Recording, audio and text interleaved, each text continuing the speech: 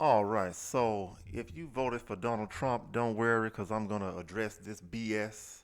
And if you voted for Kamala Harris, don't worry because I'm going to show you why these racist text messages are BS. All right, so let's get to it. Racist text messages referencing slavery raise alarms in multiple states and prompt investigations. So I'm going to tell you right off the bat, the FBI, as they do this investigation, they need to investigate some Democrat think tanks because you probably got some Democratic think tanks that are sending these text messages out about slavery so that children and Democratic voters who are already in fear for their lives for no reason will be afraid that slavery is now coming back because of Trump's win, which is absolute idiocy, if for no other reason than the 13th Amendment. But let's continue. Let's go on down. And when they find out who's sending out these messages, then punish them, right? So this is coming from the Associated Press. This is dated November 7th, 2024. So I guess it came out sometime last night. Yeah, 10:54 p.m. Washington Associated Press. Racist text messages involving slavery raised alarm across the country this week after they were sent to black men, women, and students, including middle schoolers, right, including middle schoolers, prompting inquiries by the FBI and other agencies. I want you to think, who knows how to get the phone numbers of black men, women, and students, including middle schoolers? It's probably these people running this Democratic campaign for Kamala Harris when you signed up for her text messages promoting her campaign. How many Confederates or KKK members do you think have your phone numbers and know exactly who you are? So you Democrats that's probably going to be losing your mind, afraid you're going back into slavery. You're not. All right? This is probably your own people. So they need to investigate. By they, I mean the FBI, the Federal Bureau of Investigation.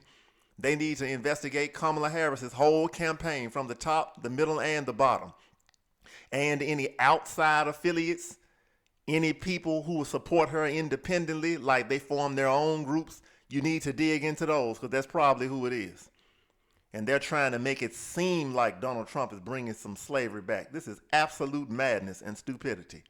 The messages sent anonymously, sent anonymously, how convenient, were reported in several states, including New York, Alabama, California, Ohio, Pennsylvania, and Tennessee. Now, New York and California are always strong for the Democrats, so I'm not shocked that they sent it there. They generally used a similar tone but varied in wording. Some instructed the recipient to show up at an address. Look at this foolishness. At a particular time, quote, with your belongings, while others didn't include a location. Some of them mentioned the incoming presidential administration. So I'm going to show y'all in a second why that's foolishness. It wasn't yet clear who was behind the messages. Well, it's getting clear to me, right? Of course, I don't have absolute proof because they don't either. But I believe it's some Democratic think tanks behind this that want to say, see, I told you so. No, that's idiocy. Donald Trump has nothing to do with these text messages, and you all are a bunch of, let me not go there. I'm going to just say you're unwise and ignorant if you believe that this is what's really going on. So this is how they fearmonger you because they want you to stay stupid for the next 4 years so you can try to vote in another Democratic idiot who will make the country even worse than Kamala Harris and Joe Biden did this time. Because you know your groceries are high, your rent is high, your utilities is high, everything is high. Because when you import 15 or 20 million illegal aliens, they have to eat, they have to have somewhere to sleep, they have to have utilities. And when you increase demand, you automatically raise the prices. That's basic economics, supply and demand. If demand increases and a whole lot of people want a limited supply, they have to raise the price of the supply so that they don't run out. Now that's basic. So let me show you why this is nonsense, and then we will continue to read this article. Okay, so here we are. We are looking at the 13th Amendment. The 13th Amendment to the United States Constitution abolished slavery and involuntary servitude in the United States and its territories, with the exception of punishment for a crime. So, Donald Trump is not going to change that. This happened because of the Civil War. Let's continue. The 13th Amendment was the first explicit mention of slavery in the U.S. Constitution, although the founding fathers acknowledged that slavery was morally wrong. So they knew slavery was wrong before they even had this amendment. They did not address how to end it at that time, right? By the time the Civil War began in 1861, more than 4 million people were enslaved in the South and border states. The 13th Amendment, along with the 14th and 15th Amendments, are known as the Reconstruction Amendments. These amendments were ratified between 1865 and 1870. Now I'm going to show you something else that you might find interesting.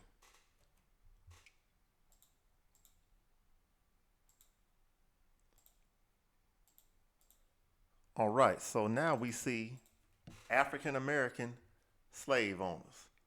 All right, I was not even trying to go to that. I'm trying to stay over here. All right, African American slave owners. Now, of course, the number of African American slave owners was only about 8,000, whereas the white slave owners was about 224,000. I'm only pulling this up to show you that there were some black or African American slave owners in the United States. So I'm going to ask you a question. Do you think there are any rich or wealthy black people in the United States that are looking forward to re-enslaving you right now because Donald Trump is in office? I doubt it. Now, just a moment, I'm going to show you something else.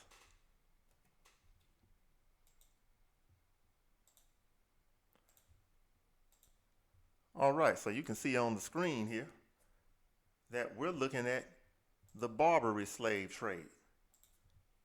So it says here, men, women, and children were captured to such a devastating extent that vast numbers of seacoast towns were abandoned, according to Robert Davis. Between 1 million and 1.25 million Europeans, that's white men and white women, Europeans were captured by Barbary pirates and sold as slaves in North Africa and Ottoman Empire between the 15th and 19th centuries. Now, that's not the United States, but I'm just showing you that slavery was happening in Africa as well. And yes, white people was enslaved over there too. So, do we need to be in fear that white people is under Trump is going to put Negroes back in slavery in the United States? And do we need to be afraid that a few rich black people is going to re-enslave their own people as well right now? Because if that's the case, you might want to talk to Oprah, because she's rich enough to buy some slaves if she wanted to.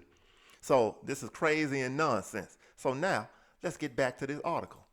I went through all of that because I just wanted to show you what's really going on here. So now I hope the FBI digs into it for real. Don't just look for some neo-Nazis. Don't look for right-wingers. Look for some Democrats who sending out these racist text messages, because it's probably them. Because that's why they already know the names and phone numbers of who to send the text messages to. Because it's probably Kamala Harris' campaign or something else similar, right? Yeah, check out Color of Change and all of those so-and-sos. They used to send me messages since I told them to stop, because I'm voting for Trump 2024. Miss me with that nonsense. All right, the FBI said it was in touch with the Justice Department on the messages, and the Federal Communications Commission said it was investigating the text, quote, alongside federal and state law enforcement. The Ohio Attorney General's office also said it was looking into the matter. So, let's see, Tasha Dunham of Lodi, California, said her 16-year-old daughter showed her one of the messages Wednesday evening before her basketball practice. The text not only used her daughter's name. How they get her daughter's name this quick? That's somebody that got you on their text message list for these Democratic campaigns. That's what I'm assuming, because they always want to assume the worst about the conservative Republicans. I'm assuming the worst about these lying Democrats, like lying Kamala. You understand? Let's get it. But it directed her to report to a plantation in North Carolina. You can't make this up. But again, the 13th Amendment is still in effect. So is the 14th and 15th. So that ain't happening. And if anybody does try to enslave you, other than taking you to prison, because if you're in prison, you are a slave. So that's why it's bad for people to be in prison and be innocent, because they can put you as a slave in these for-profit prisons. That's where the slave plantation is at right now. So, but all of these gangster rappers promoting that dumb life that gets you locked up, nobody's showing you that that's what's putting you in slavery. Gangster rap should be outlawed, as a side note. You got more black men going to jail and dying stupidly, living that so-called gangster lifestyle, yet nobody wants to call that BS out. Let's see here. When they looked up the address, it was the location of a museum. It was very disturbing. I'm sure it was, Dunham said. Everybody's just trying to figure out what does this all mean for me. So I definitely had a lot of fear and concern. Her daughter initially thought it was a prank, but emotions are high following Tuesday's presidential election. I'm sure they are. It is a prank, but I think it's a Democrat sending your daughter those text messages. But let the FBI dig into it. Dunham and her family thought it could be more nefarious and reported it to local law enforcement. I wasn't in slavery. My mother wasn't in slavery, but we're a couple of generations away. So when you think about how brutal and awful slavery was for our people, it's awful and concerning, Dunham said. Yep, it was brutal. And it was also some black people participating in that brutal slavery, even though it was only a small amount. And some of them was purchasing their family to get them out of slavery, right? So legally they was listed as slave owners, but they were actually purchasing them from the white people so that they could free them. But nonetheless, you had some commercial black slave traders. You had a whole lot more white commercial slave traders. And you even had white people being sold in Africa during those same years that we was enslaved over here. So with that being said, look, don't believe the hype. These racist text messages is just another method to try to make you dumber and stupider than you already are at this election.